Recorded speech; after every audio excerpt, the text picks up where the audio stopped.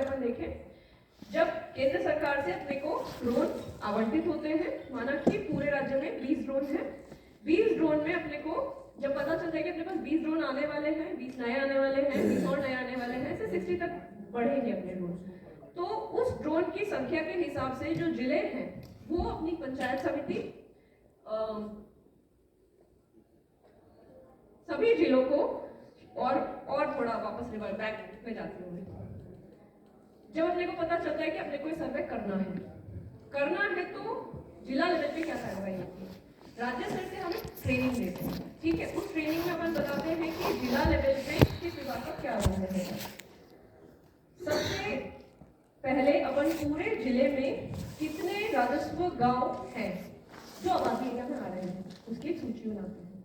ठीक है, राजस्व गांव होना और आबादी होना भी दो अलग अलग चीजें हो जाती है। तो जिसमें आबादी नहीं है उन राजस्व गांव को अलग कर देते हैं कि इसका हमको सर्वे करने की जरूरत नहीं पड़ेगी। ये अगर किसी जिले में 2000 गांव थे और 110 गांव में नहीं है तो 110 माइनस होने के बाद पूरी सूची बन जाती है। फिर अपन उसमें पंचायत समिति वाइज उसका क्लासिफिकेशन करते हैं कि इस पंचायत समिति में इतने गांव है जिनका हमको सर्वे करना है। इसमें तो अगर किसी जिले में 10 पंचायत समिति है तो वो 10 भाग उसके बन जाते हैं उस राजस्व गांव के ग्रुप का।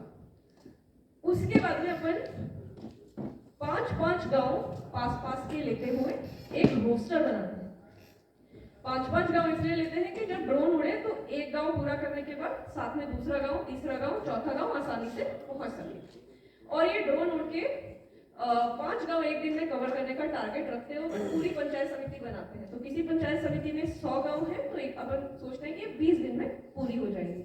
उन 5 गांव में रोस्टर बनाने के बाद क्या करना होता है, रोस्टर बनाने के बाद पटवारी, चूंकि राजस्व जब तक अपने को पता नहीं चलेगा कि वो डब्बा आबादी का सीमा ज्ञान, आबादी की जमीन कहां से कहां तक है, पटवारी के लिए ये ड्यूटी एक जॉइंट सिग्नेचर से डायरेक्शन निकले जिसमें राजस्व और पंचायती राज दोनों ने बताया कौन कौन क्या क्या करेगा। बाकी विभाग के लोग ये मत सोचते कि आपका कोई फायदा नहीं है स्कीम में। आपका फायदा कहाँ, बहुत आखिर में जाके आपको पता चलेगा कि कहाँ आप लोग का फायदा हो रहा है। पटवारी उस बाहरी सीमा का एक टुकड़े में अगर गांव में है तो एक टुकड़े में, अलग अलग टुकड़ों में कॉम्पैक्ट एरिया में है तो उन टुकड़ों में सीमा ज्ञान करके चूना मार्किंग करते हैं। चूना मार्किंग जो है उसकी मोटाई कम से कम 4 इंच चौड़ी करके और चूना मार्किंग पूरे गांव के आबादी के चारों ओर डाली जाती है उन 5 गांव में एक दिन पहले। तो पटवारी से सीमा ज्ञान कराना होता है। सीमा ज्ञान का भी एक प्रोसेस है। सीमा ज्ञान का प्रोसेस मतलब उसमें मौका पर्चा बनता है और जो भी सीमांकन के लैंडमार्क्स डिसाइड होते हैं उसके बाद अपन सीमा ज्ञान का चूना मार्किंग डलवाते हैं। दूसरे दिन जिस दिन चूना डलवाते हैं उसके अगले दिन ड्रोन उस गांव के ऊपर उड़ता है, उड़ के वो सारी इमेजेस कैप्चर कर लेता है। कैप्चर करने के बाद में उस इमेज को प्रोसेस किया जाता है और ड्रोन वो इमेजेस का डेटा एसओआई को अवेलेबल करा देता है। एसओआई जो है उसका 10 से 15 दिन में उस इमेजेस, काफी सारी इमेजेस लेता है, 5000 10,000, उन सबको प्रोसेस करने के बाद में एक नक्शा बना के देता है पंचायती राज को वापस। उसको कहते हैं मैप पर। वो एक स्केल पे बना होता है 1 से 500 की, और उस स्केल पे जो भी कंस्ट्रक्टेड एरिया है, ठीक है, वो अपने को दिख जाता है ऊपर से। जैसे अपन गूगल अर्थ पे देखते हैं कोई भी आजकल रास्ते ढूंढने के लिए, तो अपने को पता चल जाता है कंस्ट्रक्शन में किसी भी बिल्डिंग का शेप कैसा है। तो जब सीमा ज्ञान चूना मार्किंग करनी होती है तो पटवारी की ड्यूटी तो यह है कि वो बाहर की पूरी सीमा कहां से जा रही है इस तरह का सीमा ज्ञान का चूना डलवाने का काम कर दे। आगे अगर अपने को और आगे बढ़ना है, दूसरे विभागों को भी अपने ऑफिसेस कहाँ है इसको आइडेंटिफाई कराना है, तो वो चूना मार्किंग करके अपन फ्लैग कर सकते हैं कि कोई पर्टिकुलर, जैसे आंगनवाड़ियां कहाँ पर है, ठीक है। तो जब वो ड्रोन फ्लाई हो रहा है, अगर अपन चूना मार्किंग करके आंगनवाड़ी आइडेंटिफाई कर देंगे तो उसका डेटा एक्सट्रैक्ट करने में बहुत आसानी होगी। अगर अपन कोई भी अंदरूनी सीमांकन नहीं करेंगे, यानी जब आबादी बढ़ती होती है तो शहरों की तरह एकदम कांड में तो है नहीं कि एक रोड जा रही है और घर बराबर के एक साइड में और दूसरी साइड में है, ऐसा नहीं है। कहीं प्लॉट है, कहीं बड़ा एरिया है, कहीं छोटा एरिया है, लेकिन प्लॉट पता है कि ये आकार का प्लॉट इस व्यक्ति का है। अगर और आगे जाके उस प्लॉट का सीमा ज्ञान भी कर दे तो ड्रोन जब उड़ता है तो उसको भी पहचान लेता है। यानी जिसका डिसाइडेड और लीगल टाइटल अपने को पता है कि इस जमीन का टाइटल इस व्यक्ति का है, उसका सीमा ज्ञान करके भी उस इमेज में कैप्चर कराया जा सकता है। तो इस तरीके से जब वो ड्रोन से सीमा ज्ञान होके पूरा नक्शा बन के आ जाता है, उस नक्शे पे डब्बे जो बन जाते हैं कि हाँ ये वाला घर एल शेप में बना हुआ है, ये वाला घर इस रेक्टेंगल में बना हुआ है, ये स्क्वायर है, ये पेड़ है, ठीक है, पूरा बन के आ गया। तो उस पूरे नक्शे का एक्सेल शीट में उसमें जैसे आबादी जमीन का 1 से लेके और जो भी आबादी नंबर था वो नंबरिंग होती थी, वैसे अपन उस प्रॉपर्टी की नंबरिंग करते जाते हैं, 1 2 3 4 5 6 7 8 9 10 11 12, ठीक है। नंबरिंग करने का राइट किसके पास होगा या सर्वे कौन करेगा? ऑब्वियसली एक हम पंचायती राज नियम में करना है, तो जो पंचायती राज नियम की व्यवस्था है वो बिल्कुल आगे वो व्यवस्था फॉलो होगी, ठीक है। पंचायती राज नियम में सर्वे के लिए कमेटी बनी हुई है, 2 वार्ड पंच, ग्राम विकास अधिकारी और एलडीसी, ये सर्वे करते हैं और फील्ड पे, है ना, फील्ड पे सर्वे करके देख लेते हैं कि क्या क्या स्थिति है।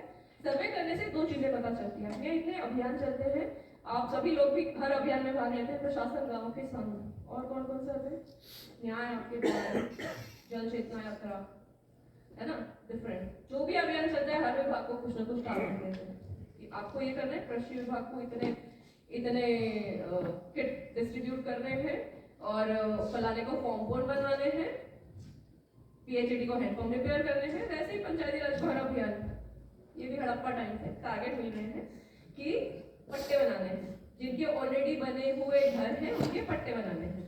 तो उन अभियानों में और बिना अभियान के भी एक प्रक्रिया निर्धारित है, कोई भी बिना अभियान के हमेशा पट्टा, अगर उसका नियम में प्रावधान में 157(1) 157(2) में मकान निश्चित अवधि से पहले का बना हुआ है तो बाकी पट्टा के नाम से पट्टा बनवा सकता है।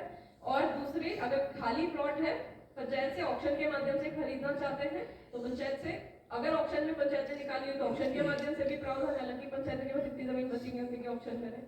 सरकारी जमीन को आवंटन के भी नियम है, तो उनके अगर सरकारी बिल्डिंग्स बनी हुई है तो वो भी अपन अभियानों में या बिना अभियान के आबादी एरिया के पट्टे बनवाते हैं। तो जब वो सर्वे कर रही होती है ये कमेटी, वो ये देखती है कि ऑलरेडी कितने लोगों के पट्टे बने हुए हैं, उन जिन लोगों के पट्टे बने हुए हैं वो सबकी भी पहचान हो जाती है कि इनके पट्टे बने हुए हैं और उनकी प्रॉपर्टी नंबर और उनकी डिटेल अपनी डल जाती है जो पट्टे में है, वो उसका नाम, पिता का नाम। इसमें अपन 2 डेटा एक्स्ट्रा एक्सेल शीट में फीड करते हैं, मोबाइल नंबर, आधार नंबर, जिससे कि अपन अगर ऑनलाइन आगे कोई भी रिकॉर्ड जनरेट करना चाहे या इस डेटा को अपनी प्लानिंग के पर्पज से यूज करना चाहे तो आगे काम कर सके। तो ये पूरे एक्सेल शीट में भरते हैं, ठीक है।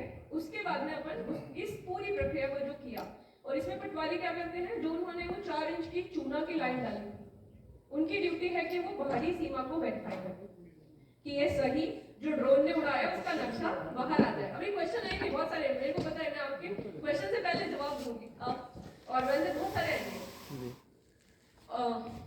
पटवारी की ड्यूटी है कि वो बाहरी सीमा को वेरीफाई करे कि हाँ वो सही है कि नहीं, और समिति की ड्यूटी है कि अंदरूनी सीमा में हो सकता है कि कोई स्ट्रक्चर बना हुआ दिखाई दे रहा है, हो सकता है कोई पट्टा बना हुआ हो लेकिन मौके पे स्ट्रक्चर वैसा बना हुआ नहीं है ना, इस तरह के कई केसेस आएंगे।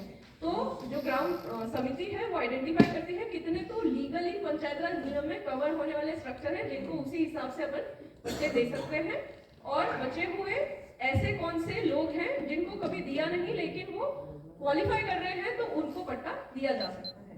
तो इसमें ये लिस्टिंग हो जाती है कि कितने ऑलरेडी दिए हुए हैं और कितने देने हैं। इस पूरी प्रोसेस को कहते हैं ग्राउंड ट्रूथिंग, ठीक है। ग्राउंड ट्रूथिंग करने के बाद में नक्शे वेरीफाई करके वापस एसओआई में जमा होते हैं। इसमें ग्राउंड ट्रूथिंग करते समय मैं आपको स्क्रीन पे इमेजेस में भी दिखाऊंगी किस तरह के केसेस अपने पास में आते हैं, उसमें अपने को क्या चीजें ध्यान रखनी चाहिए और इसमें हम क्या चीज ध्यान रखते हैं दूसरे विभागों के लिए कि अपन उसको चूंकि अपन लीगल रिकॉर्ड क्रिएट करें तो थोड़ा ध्यान से करें। कभी कभी अपने को कोई रास्ता है जिसमें अपन चिन्हित करके रखते हैं कि कोई टेढ़ा निकला हुआ है तो यह अतिक्रमण है, या ओटले बना रखते हैं तो अतिक्रमण है। तो उन चीजों को जब ग्राउंड ट्रूथिंग होती है तो वो उस लाइन को जो एसओआई ने बना के दी है वो एसओआई की लाइन को अपन अपने नियमों के हिसाब से वापस सही करते हैं कमेटी, ठीक है। कि अपन इसको तो हम पहचानते हैं कि ये कानूनी रूप से सही है, ये वाला भाग हम नहीं पहचानते तो वो लाइन अगली वापस जब एसओआई मैप प्रोसेस करता है तो वो लाइन उठा के जहां अपन ने डाली होती है वहां डाल के देते हैं। तो अपने को कोई रास्ता भविष्य में बनाना है पीडब्ल्यूडी को या ग्राम पंचायत को जिसको एकदम 30 फीट चौड़ा रखना है, 40 फीट चौड़ा रखना है, तो अपन वो लाइन उस हिसाब से करवा सकते हैं। ग्राउंड ट्रूथिंग के बाद में जो मैप बन के आता है एसओआई से, उसका नाम है मैप 2। मैप 2 के साथ में जिस भी प्रॉपर्टी को अपन चिन्हित कर लेते हैं उसका एक प्रॉपर्टी पार्सल लेते हैं। प्रॉपर्टी पार्सल में नक्शे पे निर्धारित वो जो स्ट्रक्चर बना है उसकी लंबाई चौड़ाई के आयाम लिखे होते हैं। स्वामित्व योजना में जो दस्तावेज दिया जा रहा है उसको हर राज्य अलग अलग नाम से पहचानता है। केंद्र सरकार ने उसके लिए नाम रखा है प्रॉपर्टी कार्ड। क्योंकि अपने यहाँ पे राजस्थान में प्रॉपर्टी कार्ड नियम में इस तरह के नाम की कोई व्यवस्था नहीं है, अपन उसको कहीं नहीं पढ़ता। लेकिन अपने पास में एक एक्स्ट्रा डॉक्यूमेंट आ रहा है जो डायमेंशन में बना हुआ नक्शा है जो A4 पे प्रिंट ले सकते हैं, उसको अपन कहते हैं प्रॉपर्टी पार्सल। तो प्रॉपर्टी पार्सल भी अपने पास अवेलेबल हो जाता है। सभी विभागों के लिए भी ये लैंड या उनकी बिल्डिंग या उनकी विभाग से संबंधित इंफ्रास्ट्रक्चर की लिस्टिंग करने के लिए एक रिकॉर्ड, एक डेटाबेस बन रहा है कि वो क्या क्या कहाँ पे है। ये प्रॉपर्टी पार्सल भी सभी विभाग अपनी प्लानिंग में यूज कर सकते हैं। जियो टैग अपने को लोकेशन मिल जाती है, वो बिल्कुल प्रिसाइज लोकेशन, प्रिसाइज साइज, क्योंकि स्केल पे बना हुआ नक्शा है। तो मोटा मोटा कंसेप्ट ये है कि जैसे राजस्व के नक्शे बने हुए थे वैसे अपन आबादी जमीन को भी एकदम प्लान वे में कैसे ला सकते हैं। और दूसरी चीज, जब अपन मास्टर प्लान, पंचायती राज के कौन कौन एक्सपीरियंस या कोई है, एक बार हाथ खड़ा करेंगे। एएन, हाँ एएन इसके नहीं मान लो, आज तो आप जेएन भी हो तो भी हाथ खड़ा कर लो क्योंकि पंचायत रिप्रेजेंटेटिव आप हैं। तो मास्टर प्लान भी अपन बना रहे हैं, अपने बार बार डायरेक्शन आते हैं कि अपने को मास्टर प्लान बनाने हैं। जैसे कि के सेशन में हमने टाउन प्लानिंग वाले लोगों को भी बुलाया है। अपने पास आई थिंक ए सिटी के आएंगे तुलारा जी, तो वो टाउन प्लानिंग के कंसेप्ट बताएंगे। तो अपन गांव को कैसे, मैं अभी जयपुर लिटरेचर फेस्टिवल में गई थी, तो वहाँ जो बातें होती है ना, बहुत ज्ञानी लोग बैठ के बातें करते हैं। उन्होंने उनमें से एक ने एक चीज बोली थी कि भविष्य कैसा होगा अगर इसकी कल्पना करनी है तो उसकी कल्पना इस तरह से की जा सकती है कि आज जो सुविधाएं अमीर आदमी के पास है वो सुविधाएं भविष्य में गरीब आदमी के पास होगी। हमेशा यही होता है, कार पहले जब 19वीं सेंचुरी थी तो अमीर आदमी के पास थी, आज हर आदमी अफोर्ड करे इस पोजीशन में आ गई है। टू व्हीलर सोच ही नहीं सकते एक घर में कितने हो सकते हैं या हर व्यक्ति यूज करता है, एकदम नेसेसिटी बन गई है। वैसे ही अमीर आदमी का कि कार गाड़ी चला ड्राइवर चलाता है, भविष्य में शायद जीपीएस से ऑटो ड्रिवन कार आ जाएगी, वो उसका ड्राइवर होगा। तो भविष्य वैसा है जैसी आज की जिंदगी अमीर आदमी के पास है। तो अमीर आदमी का कंसेप्ट यहाँ पे ऐसे है कि प्लान्ड वे में जो जिंदगी जी रहा है और जिसकी जिंदगी बहुत आसान है, जिसके पास में शहर की तरह सारी सुविधाएं मौजूद है, खेलने के लिए जमीन भी है, पार्क भी है, साथ में पीने के पानी की व्यवस्था भी है, बिजली भी पहुंच रही है, एक अच्छा स्कूल है, एक अच्छा डॉक्टर, एक अच्छा अस्पताल मौजूद है, सभी कुछ गांव में ऐसी सुविधा जिसके लिए उसको शहर ना जाना पड़े और साथ में बहुत व्यवस्थित तरीके से रहते हुए, जिससे कि आड़ा तिरछा बेतरतीब प्लानिंग नहीं हो। वो भविष्य बनाने के लिए अपन इस डेटा को मास्टर प्लान के लिए यूज कर सकते हैं। तो राजस्थान में ये कंसेप्ट स्वामित्व का इसके लिए लाया गया कि अपन कैसे आबादी जमीन को भी इंक्लूड कर ले और आगे आपकी प्लानिंग के लिए इस डेटा को यूज करें। यहाँ मैं आपको सिर्फ थोड़े चित्र और दिखा देती हूँ, फिर इसमें बहुत सारे सवाल हैं, खासतौर पर जिन जिलों में ये हो चुका होगा ना उनके तो 2500 सवाल होंगे, पर अंदाजा है मुझे। आगे ले जाओ, इसकी जगह वो खोल दोगे क्या फाइल एसवाई वालों का प्रेजेंटेशन?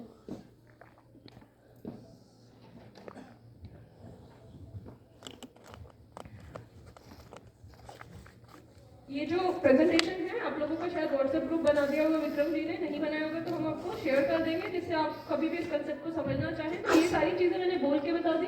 अगर इसको चलाया जाता है तो आप लोग का ध्यान पढ़ने में चला जाता है, आप सुनते नहीं हो, इसलिए इसको चलाया नहीं था। एसओई वाले चला देना, दूसरा वाला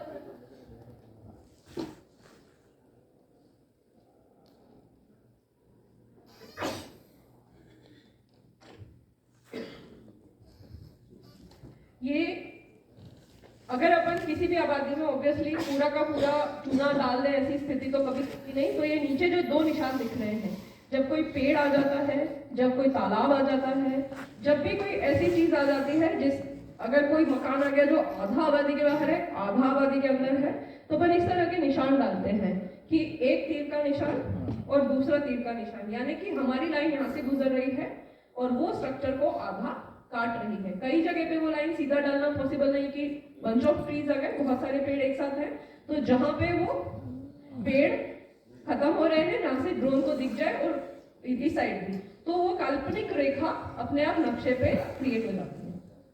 नेक्स्ट, ये उसको चित्र में दिखाया है कि कैसे जैसे ये मकान एक आ गया तो और पेड़ भी आ गए, इस तरह से चूना मार्किंग करेंगे। जितना अच्छा अपन चूना मार्क करते हैं उतना अच्छा अपने पास नक्शा बन के आता है, उतना एक्यूरेट अपने पास नक्शा बन के आता है। ये बता दिया। नेक्स्ट,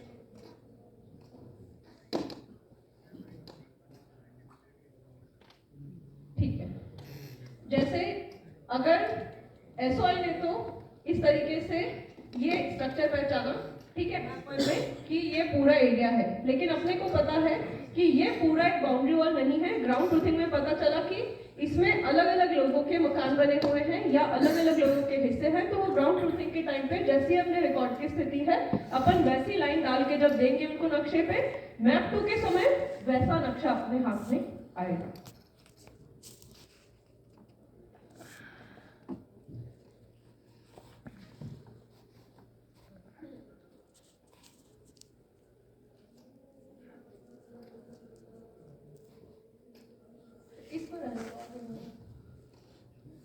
ये एक प्रॉपर्टी का डिटेल भरने के लिए क्या फॉर्मेट यूज होता है उसका मैंने एक जो स्किप कराया वो इसलिए कराया कि पहले जब जिस डिस्ट्रिक्ट में वो स्कीम रन कर रहा होता है, नर्सरी के बच्चे को बीए का परीक्षा देने से ठीक नहीं रहेगा। जब आप आगे बढ़ जाओगे तब उसकी बारी आप समझ जाओगे कि वो क्या एक्सप्लेन करना चाह रहा है। ये भी वैसा ही है कि पहले मैप 1 में 39 नंबर को कैसे पहचाना था, फिर क्योंकि अंदरूनी चूना मार्किंग नहीं की हुई है, और जब अपन ने वापस ग्राउंड ट्रूथिंग की तो अपन ने वहां पे बताया कि नहीं, ये 39 एक में दूसरा भाई रहता है, दूसरा परिवार रहता है, 39 बी में दूसरा रहता है, और एक्सेल में डाल के दिया कि क्या स्थिति है। ऐसे ही कई हो सकता है गवर्नमेंट बिल्डिंग्स का भी जब डब्बा बन के आए तो आधे में पटवार चल रहा है, आधे में पंचायत चल रही है, या आधे में कृषि पर्यवेक्षक बैठे हैं। इस तरह की जो भी सिचुएशन आए उसको अपन इस नक्शे पे चिन्हित करके सेपरेट करा सकते हैं, और उससे डिफरेंट प्रॉपर्टी आईडी नंबर बन जाएगा। डिफरेंट प्रॉपर्टी आईडी नंबर से अपने को पता चल जाएगा कि अपने पूरे स्टेट में क्या स्थिति है, कहाँ कहाँ पे ये प्रॉपर्टी या कहाँ कहाँ पे अपने ये चीजें ऑलरेडी अवेलेबल है। इसमें सरकारी संपत्ति में केवल अपने को कार्यालय का नाम लिखना होता है, बाकी में नाम, पिता का नाम, आगे डिटेल्स आती है। और अगर कोई विवादित है, जैसा कि ऑब्वियसली अगर मैंने कोई रिकॉर्ड क्रिएट करा, वो जैसा नक्शे पे दिख रहा है और अपना रिकॉर्ड मैच नहीं करता है, नंबर 1। नंबर 2, टाइटल का ही झगड़ा चल रहा है कि ये 2 भाई लड़ रहे हैं या अड़ोसी पड़ोसी डिसाइड नहीं कर पा रहे, तो अपन उसको डिस्प्यूटेड कैटेगरी में रखते हैं। इस स्कीम में अपनी कोशिश ये है कि जितने भी, सबसे पहले एक मुहावरा है लो हैंगिंग फ्रूट तोड़ लें, जो पक जाते हैं वो नीचे की साइड आ जाते हैं, तो सबसे पहले अपन उसको तोड़ लें। फिर डिस्प्यूट जो रिजॉल्व होने लायक है उन डिस्प्यूट को रिजॉल्व कर लें कि हाँ, इसमें इन डिस्प्यूट में बहुत ही छोटे मुद्दे हैं कि हमारा बंटवारा नहीं हुआ इसलिए पट्टा नहीं बनाया जाए, तो अगर उनका बंटवारा करके वो डिसाइड कर सकते हैं कि इतना मेरा है इतना मेरा है, तब अपन नेक्स्ट लेवल पे वो कर लें। और उसके नेक्स्ट लेवल पे जो कोर्ट केसेस चल रहे हैं उसको भी छोड़ दें, वो अभी फल पके नहीं है, उसको अपन हाथ नहीं लगा सकते, सिविल कोर्ट का जुरिसडिक्शन।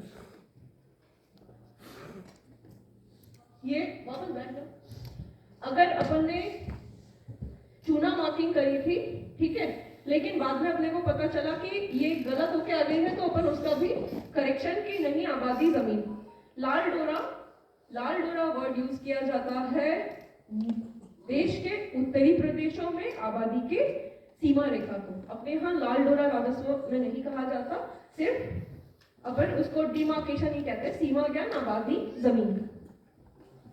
नेक्स्ट, ठीक है, इमेज आईडी सत्यापित कर देंगे, मैप वन प्रेशर कर देंगे, सारा मैंने बता दिया। नेक्स्ट, ओके, तो दूसरे विभागों के लिए कहाँ यूजफुल है? अभी यहाँ अपने राजस्थान में 8 जिलों में अपन ने शुरू नहीं की है, 5 जिले रेडी हैं यहाँ पे नेक्स्ट स्टेज में होने वाली है, जो है भीलवाड़ा, भरतपुर, चूरू, और कौन है, सवाई माधोपुर और बाड़मेर। बाड़मेर सबसे टिपिकल होगा क्योंकि ज्योग्राफिकली डिफिकल्ट है। जैसलमेर वाले आपसे भी हम थोड़ा अनुभव सुनना चाहेंगे क्योंकि वो थोड़ा अलग अलग राजस्थान के अलग अलग प्रदेशों। ठीक है, तो आप सवाल पूछें, उससे पहले 2 और का जवाब दे देती हूँ, उससे हो सकता है 1-2 सवाल करना है। इसमें अपन किस जमीन का सीमांकन करेंगे? ठीक है, अपन उस जमीन का सीमांकन करेंगे जो खाता नंबर 1 में ग्राम पंचायत की आबादी है। ग्राम पंचायत उसमें 1994 और 1996 के नियम और एक्ट में एम्पावर्ड है पट्टा देने के लिए। आबादी के 2 क्राइटेरिया मेजर है। आबादी जमीन ग्राम पंचायत के टाइटल में है, दूसरा एसडीओ ने आबादी कन्वर्ट करी और या समझ गए राजस्व अथॉरिटी ने आबादी कन्वर्ट करी, उसमें ऑलरेडी नक्शा अप्रूव किया जाता है और पट्टे बना के दिए जाते हैं। ठीक है, उसको अपन नहीं कवर करते। क्यों? क्योंकि ऑलरेडी पट्टा बना हुआ है एक कॉम्पिटेंट अथॉरिटी के द्वारा। अगर अपन उसको कवर करके इनके पट्टे देने लगे तो राज्य सरकार को प्रॉपर्टी के स्टाम्प ड्यूटी और रजिस्ट्रेशन में रेवेन्यू है ना। और ग्राम पंचायत एक्ट में पंचायती राज एक्ट में ग्राम पंचायत एम्पावर्ड नहीं है उसका पट्टा देने की। ठीक है, तो पहली चीज कि वो आबादी जो ग्राम पंचायत के स्वामित्व की है, ग्राम पंचायत के अधिकार की है, उसका अपन सर्वे करते हैं। बाड़मेर या जैसलमेर के ऐसे केस जहाँ पे लोग अपने खेतों में रहते हैं।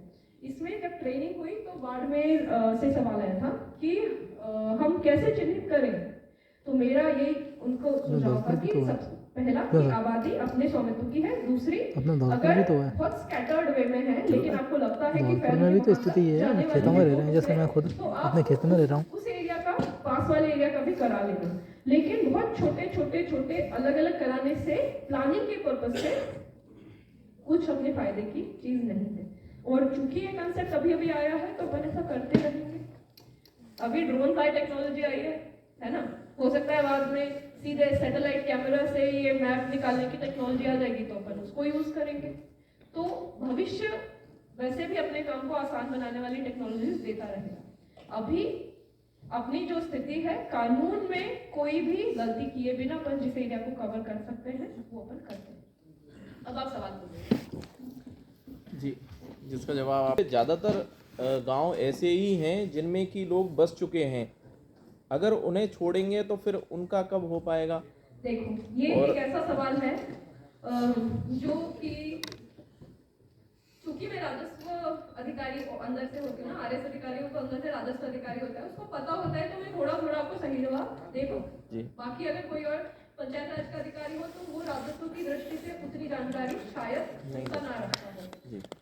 मैं आपको इसका सबसे सही जवाब ये देना ठीक मानती हूँ कि ऐसे कई जगह है जहाँ पे ठीक है, चाहे वो जोहड़, पाइथन, चाराना वगैरह वगैरह है ना, फॉरेस्ट। नहीं, इसके अलावा निजी लोगों ने अपनी काश्तकार की भूमि में भी जगह जो उनकी टच है आबादी से जुड़ी हुई हैं उनमें भी बना ली है। मैक्सिमम जो अपने पास में ऐसा है, जब अपन ड्रोन फ्लाई शुरू करवाएं उससे पहले जी ठीक है, अपने पास में राजस्व टीनेंसी एक्ट और एलआर एक्ट एक प्रावधान ये देता है कि अगर कोई जमीन आबादी में कन्वर्ट हो सकती है, आबादी में अलॉट हो सकती है, आबादी में सेट अपार्ट हो सकती है, ठीक है, तो हम उसको करा लें।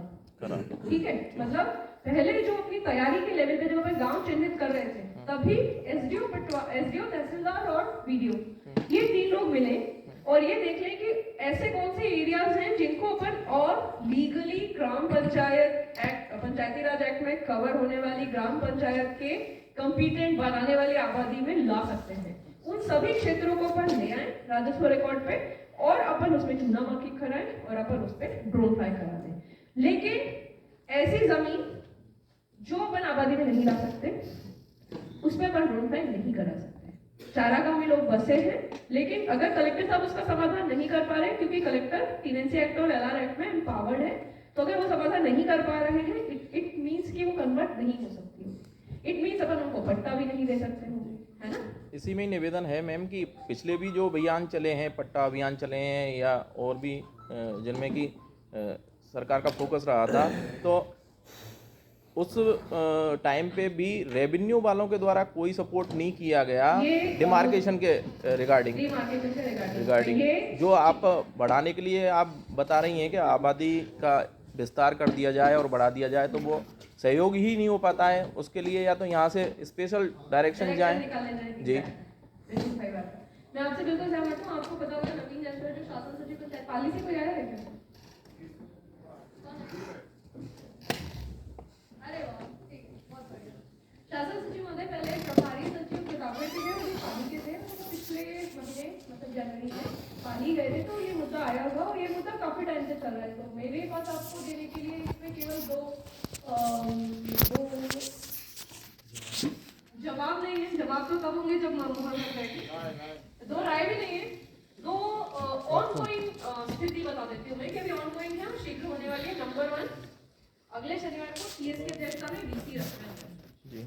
ये बड़ा अधिकारी कोई नहीं होता, इसीलिए रख रहे हैं कि हमारे राजस्व से बहुत सारे मुद्दे चल रहे हैं, कृपया इसका समाधान में डीएम कलेक्टर कॉन्फ्रेंस जो कहलाती है, ठीक है। तो सैटरडे की वीसी में स्वामित्व एक मुद्दा रखवाने की प्रयास में है। कोशिश तो ये थी कि अभी 4 तारीख को हो जाए, लेकिन शायद वो 11 तारीख को, ठीक है। 4 तो नहीं होगी, 11 को होगी, बस इतना ही अंतर आएगा, बाकी वो हो। तो अपनी कोशिश ये है कि राजस्व से अपने सारे इशू समाधान होने के डायरेक्शन निकल जाए। दूसरी चीज ये है कि चूंकि पंचायती राज है, वो सबको जानते हैं कि पहले अपने सीएचआर अपन लगाना वो स्वामित्व स्कीम की राजस्व के वाकिफ थे, अभी वो प्रिंसिपल सेक्रेटरी रेवेन्यू है, तो कम से कम उनको ये पता है कि अपन क्या बात कर रहे हैं। वरना अगर ये सिचुएशन नहीं होती तो शायद राजस्व के मुखिया को पता नहीं होता कि हम क्या कहने की कोशिश कर रहे हैं। हम ये कहने की कोशिश नहीं कर रहे कि राजस्व विभाग आबादी के अंदर आके हमारे डब्बों को सर्टिफाई करे, हम नहीं चाहते, वो उनका अधिकार ही नहीं है, वो नहीं कर सकते। जैसे ग्राम विकास अधिकारी या सरपंच बाहर जाके डब्बे सर्टिफाई करते हैं तो एफआईआर हो जाती है, वैसे अंदर आगे करेंगे तो एफआईआर हो जाएगी, हमको पता है, सबको पता है। तो अपन ये कोशिश कर रहे हैं कि जिसकी जो लीगल कॉम्पिटेंसी है, जिसकी जो वैधानिक शक्तियां हैं और वैधानिक कर्तव्य है, उतना वो काम करे। तो इसके लिए एक 4 बिंदु का जॉइंट डायरेक्शन प्रोसेस में है। होपफुली 1 हफ्ते में वो भी निकल जाएगा, जिसमें पटवारी क्या करेंगे, एसडीओ का क्या रोल रहेगा, ये अपन क्लियर कराने की डायरेक्शन निकालने की कोशिश में है। अगर सीएस मैडम की वीसी में थोड़ा और क्लैरिटी आ जाती है और अपन सीएस मैडम की साइन से निकलवा पाए तो और भी आगे वो भी निकलवा, जिससे किसी को कोई भ्रम न रहे, पटवारी को ये भ्रम न रहे कि मेरे को कहाँ फंसा रहे हैं, ग्राम विकास अधिकारी को ये भ्रम न रहे कि मैं अकेला क्यों फंस रहा हूँ, सरपंच को ये भ्रम न रहे कि मुझे किस मुसीबत में डाल दिया। ऐसा नहीं है, अपन केवल बहुत अच्छा एक डेटाबेस बना के देने की कोशिश कर रहे हैं, तुम भविष्य में काम आएगा। और चूंकि ये डेटाबेस कानूनी रिकॉर्ड क्रिएट कर रहा है तो तुम बार बार उनको वार्न करते हैं कि आप सावधान रहना, क्योंकि अगर आप गलती करोगे तो उसमें कानूनी पेचीदगियां उत्पन्न हो जाएगी। ठीक है। दूसरा इश्यू ये था मैम कि ज़्यादातर आबादी जो है लैंड हैं उनमें लोगों के द्वारा टेम्परेरी स्ट्रक्चर बनाई हुई हैं, जिनके की कोई उनके पास में ऑथेंटिक प्रूफ नहीं है, ना ही तो पट्टे दिए हुए हैं। और जी, ग्रामीण विकास पंचायती राज से जी मैम, क्या हो, मैं सहायक अभियंता। ठीक है। पंचायती राज एक्ट में आई थिंक रूल अभी मैंने उनको दे दिए विक्रम राघव जी को, पंचायती राज रूल, ठीक है। रूल में भाग अध्याय 7 है, नियम 140 से 165 चलते हैं। उस 140 से 165 में टेम्परेरी स्ट्रक्चर को पट्टा देने का कोई नियम नहीं है, पर उन पे वो पोजीशन उनका है तो वो अतिक्रमण वाली स्थिति में है। अब उनका अगर क्या अपन सरपंच को मुसीबत में डालना चाहते हैं या अपन सरपंच को मुसीबत में नहीं डालना चाहते हैं अपने डेटाबेस के लिए, ठीक है, ये अपने को निर्णय करना पड़ेगा। क्या अपन खुद भी अपन ही आइडेंट है ना, अगर अपन हटा सकते हैं, अपन हटाना चाहते हैं, अपने को जमीन की जरूरत है, सरकार का विल है, पॉलिटिकल विल साथ में है, एडमिनिस्ट्रेटिव विल साथ में है, हमारे पास में सारे संसाधन हैं और हम इसको, हमको ही जमीन की तुरंत जरूरत है जहाँ पे हमें एक बहुत अच्छा स्कूल बनाएंगे वो स्थिति पर वो लेकिन अगर 157(1), 157(2) में नहीं आता है ठीक तो बाकी पट्टा तो बिल्कुल मत देना, ठीक है ना। 157(1) 157(2) के बाहर स्वामित्व स्कीम का पट्टा जाता ही नहीं है। यही रहता है कि कितने साल पहले का मकान है, इतने साल पहले का इतने रुपए फी लेंगे बहुत ही नॉमिनल, और 157(1) का पट्टा दे देंगे। अच्छा इतने साल पुराना नहीं है, थोड़ा नया है तो 157(2) का दे देंगे। इतना ही होता है। ठीक है मैम, थैंक यू मैम। दूसरे विभाग वालों को लगा कि कुछ काम आएगा। और क्या आपको ये नहीं लगता कि अपने पास में जैसे पीएचडी, ठीक है, यहाँ पीएचडी से आए नहीं आए होंगे लोग, क्योंकि हाँ पीएचडी या ग्राम पंचायत भी ऑलरेडी कितने हैंडपंप हैं, है ना, कितनी दूरी पे, अगले की जरूरत है कि नहीं, चालू है कि नहीं, ये सारी चीजों के लिए एक डेटाबेस फिल्टर निकाल सकते हैं सर इससे।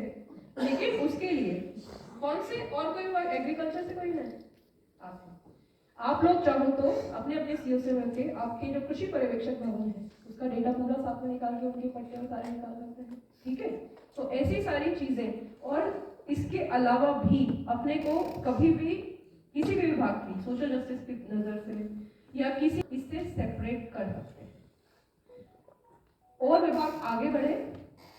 जब कितने प्राथमिक विद्यालय हैं, प्राथमिक विद्यालय को चिन्हित कराना चाहिए, करा दो, पता चल जाएगा, है ना, एकदम डब्बे पे पता चल जाएगा। नहीं कराओगे तो भी जब प्रॉपर्टी नंबर बन रहा है आ तो रहा है, लेकिन इस नक्शे पे एकदम हाईलाइट कराना है, फ्लैग कराना है, लाल झंडा लगा के दिखाना है, तो वो भी अपन करा। पाली में चल रहा है, पाली से एक मुद्दा आया, पाली से वो मुद्दा है जो भरतपुर वाले रेज कर रहे हैं कि राजस्व का थोड़ा दिक्कत आ रही है कि पटवारी जो है उनको एक्सपेक्टेड कॉपरेशन नहीं मिल रहा है, तो वो क्लैरिटी अपन लाने की कोशिश कर रहे हैं। पाली लगभग ढूंढता पूरा होने वाला है, पाली में शायद 200 गाँव बचे हैं, तो मैं आपको वो जिले बताने की कोशिश कर देती हूँ कहाँ चल रहा है। दौसा में पूरा हो चुका है, ठीक है। अब दौसा में तो केवल किसके पट्टे बन गए, किसके पट्टे बनाने हैं, कौन सी डिस्प्यूटेड है, कौन सी नहीं डिस्प्यूटेड है, इस प्रॉपर्टी की लिस्टिंग चल रही है, तो पूरा डेटाबेस अवेलेबल है। दूसरा जिला है जो पूरा शायद आजकल में हो जाए, वो है बूंदी, वो भी लगभग पूरा हो चुका है। गंगानगर हनुमानगढ़, हमारे हीरो कोई आए क्या गंगानगर हनुमानगढ़? ये दोनों नहीं होते तो मुझे हर हफ्ते केंद्र सरकार से डांट पड़ती, क्योंकि बाकी जिले उड़ाते हैं 3 गांव, है ना, ड्रोन, ये उड़ाते हैं 8, ठीक है, और फिर आता है अरे वाह देश में हमने कभी ऐसा नहीं देखा, थैंक यू बोलते हैं वैसे केंद्र सरकार वाले के, बहुत ही अच्छा चल रहा है।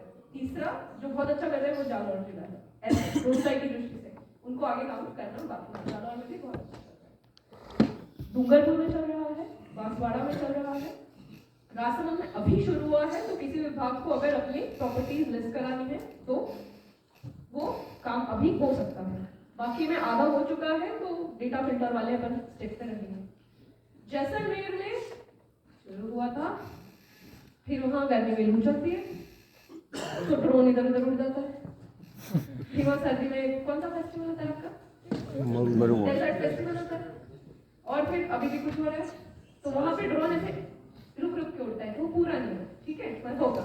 बीकानेर में, बीकानेर जोधपुर बॉर्डर एरिया में बाड़मेर जब उड़ेगा तो भी दिक्कत आएगी थोड़ी थोड़ी जगह पर। इसमें अपने को एक सर्टन 25 किलोमीटर की दूरी तक बॉर्डर से, इंटरनेशनल बॉर्डर से 25 किलोमीटर की दूरी तक ड्रोन उड़ाने के लिए परमिशन लेनी पड़ती है, तो वो वाले गांव कई बार जब तक परमिशन नहीं आती तब तक के लिए अटक जाते हैं, लेकिन वो परमिशन आ जाती है क्योंकि हरियाणा में भी पूरा हुआ, उत्तराखंड पूरा हो गया, ठीक है, मतलब ऐसे ऐसे हिमाचल प्रदेश पूरा हो गया, तो ऑब्वियसली दूसरे वाले देश की बॉर्डर वाले पूरे हुए तो अपने ठीक हो ही जाएंगे ऐसे। तो अजमेर में चल रहा है, अजमेर से कोई है आपके पास? वैसे अजमेर भी बहुत ही जैसलमेर के साथ शुरू हुआ था, आप बैठे ही साथ में हो, रुझान अच्छे आते हुए दिख नहीं रहे मुझे। तो ये आपकी मिली भगत लग रही है मुझे। अजमेर में माता कहते हैं ड्रोन दूसरे जिले को दे दो, हमसे नहीं हो रहा है, हम कहते नहीं तुम ही उड़ाओगे, तुमको 2 और देंगे, खत्म करो इसको। कौन सा जिला बचा? पाली टॉप में चल रहा है, टॉप लगभग खत्म होने वाला है। सवाई माधोपुर में अब शुरू होगा, ये जो 5 जिले थे सवाई माधोपुर बाड़मेर, इनमें अब शुरू होगा। अभी 12 में बहुत रिसेंटली शुरू हुआ है, 10-15 दिन पहले। तो 12 में भी मुश्किल से 10-15 गाँव, 20 गाँव अभी कवर हुए हैं। बूंदी तो हो चुका पूरा, कोटा में शुरू नहीं हुआ, झालावाड़ में शुरू नहीं हुआ है। ये अभी ऐसे जिले बचे हैं जिनको अपन बाद में कवर करेंगे। नागौर और झुंझुनू, ये भी हमारे वो गंगानगर हनुमानगढ़ के बाद नेक्स्ट सीजन है। गुड, अच्छा काम कर रहे हैं। होपफुली वो मैप 1 और मैप 2 में भी सब आप लोग जो अभी ड्रोन फ्लाई जितने अच्छे से करा रहे हो, उतने अच्छे से मैप 1 और मैप 2 भी बहुत ध्यान से बारीक बारीक लाइनें खींच कराओगे, है ना? थोड़ा सा ड्रोन होता तो ऐसे अल्लाह नहीं मस्त होता गाँव है, में ऐसे नहीं होता कि है। हाँ बहुत ड्रोन, सारे, अरे अगर ड्रोन 1 मिलीमीटर का फर्क नॉर्थ ईस्ट कोने में आएगा, नॉर्थ वेस्ट कोने में आएगा, तो 500 मीटर का फर्क नीचे तक चला जाएगा, है ना? बहुत बारीक चीज है, तो बहुत अंतर ला देगी। तो ये ऐसे जिले हैं जहाँ पे चल रहा है ड्रोन फ्लाई। जैसलमेर वालों का एक बार फीडबैक